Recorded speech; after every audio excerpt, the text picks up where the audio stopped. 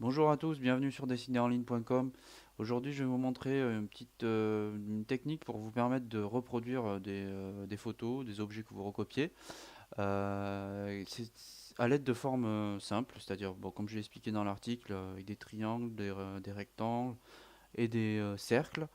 Je vais vous montrer comment on s'en sert en fait pour que vous puissiez reproduire les proportions, garder les proportions de votre modèle et, euh, et rentrer dans un second temps plus dans les détails.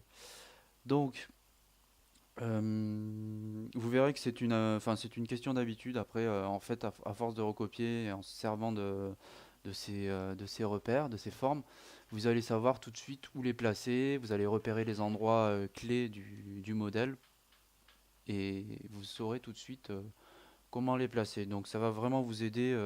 Grâce à ça, c'est ce qui va aider un peu votre œil et, euh, et aiguiser votre œil pour le dessin.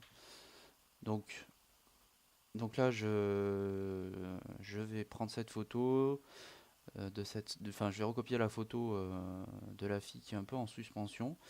Et donc, je vais commencer tout de suite par le buste. Donc, on remarque que c'est une forme un peu comme ça, un peu triangulaire, pas complètement, mais donc moi voilà. Donc ensuite pour la jupe, ben, le début de la jupe en fait, ici ça a une forme plutôt carrée, rectangulaire quoi.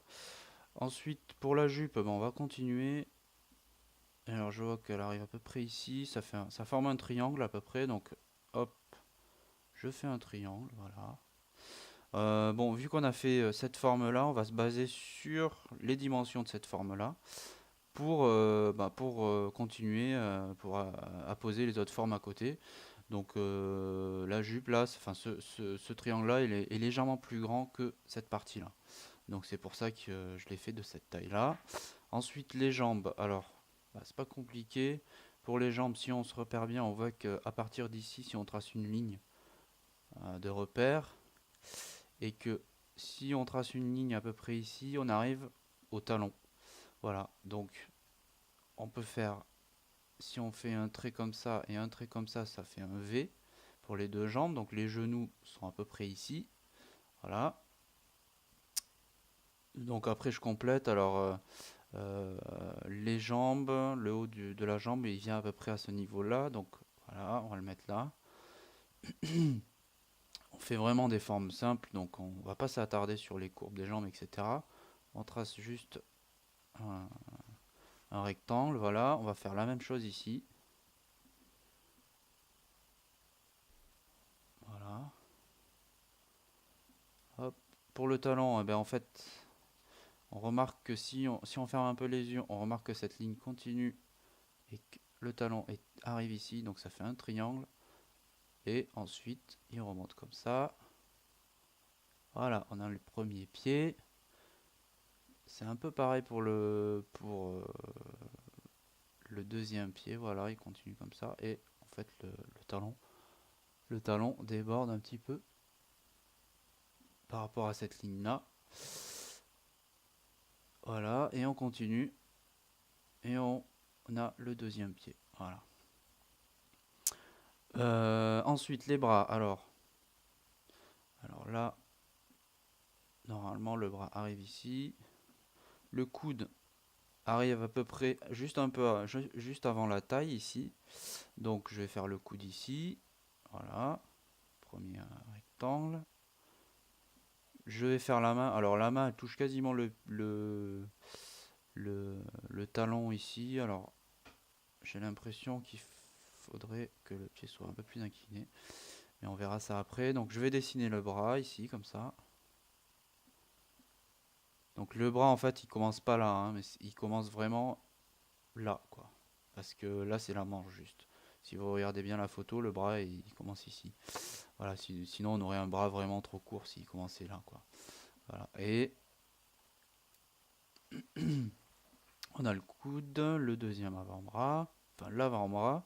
Et puis pour la main, ben, on va faire une forme assez simple aussi. Voilà, et voilà pour le pouce. Le deuxième bras qui est juste derrière, ben,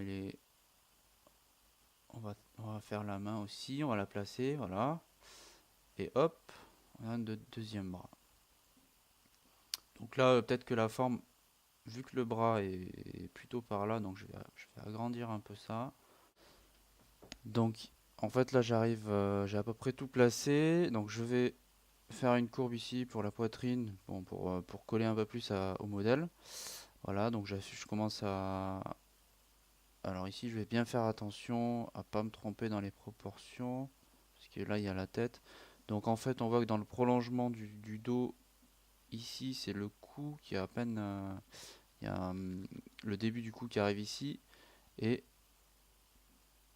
donc là il y a la manche, et le crâne, le derrière du crâne arrive à peu près là, donc je vais tracer une ligne un peu comme ça, un peu oblique. Le cou va partir. Alors si on fait un trait, on ferme un peu les yeux, on remarque que le bras fait une ligne un peu comme ça. Il y a le rond et le cou part directement à peu près comme ça. Si on ferme un peu les yeux, on se rend compte que le cou part de là. Et pour arriver au menton, en fait, on va se référer à l'épaule ici. Et on va voir que cette ligne-là, ça fait quasiment un angle droit ici.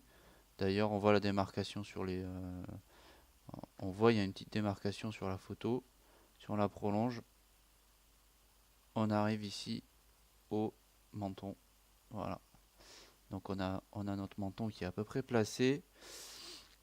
Alors là, j'ai l'impression qu'elle est quand même... on va voir, parce que j'ai l'impression que la tête est un peu grosse. Donc on va voir tout de suite. Alors voilà, je vais tracer une ligne. Là, je me rends... Ouais, remarque, ça passe. Je pense que là, c'est bon. Il me semble quand même qu'il est trop avancé le menton. Voilà. Et puis de toute façon, là, si on compare cette forme-là par rapport au reste, il me semble que ça a l'air d'aller. Donc je vais ramener le menton plutôt ici. Voilà. Il faut vraiment, pour pas faire d'erreur, il faut toujours comparer ce qu'on est en train de dessiner par rapport à ce qu'on a déjà dessiné pour voir si ça correspond, si c'est bien proportionnel. Voilà, si la forme qu'on vient de faire est assez proportionnée par rapport au reste. Donc là, il me reste plus qu'à placer quelques mèches de cheveux. Donc je vois qu'il y a une grande ligne à faire ici, une ligne ici. Donc là, normalement, on voit le nez, à peine un petit peu le nez. Là, je sais qu'il y a la bouche ici, mais après tout le reste est masqué par les cheveux. Donc là, il y a des cheveux qui arrivent comme ça. Également ici. Donc en fait, les cheveux, on fera à peu près ça. Voilà. Donc, maintenant, là, j'ai tous les éléments les plus importants, les principaux éléments placés. Tout est à peu près proportionné. Je vais affiner un peu. Par exemple, ici, je vais rajouter le haut des fesses, là, hop.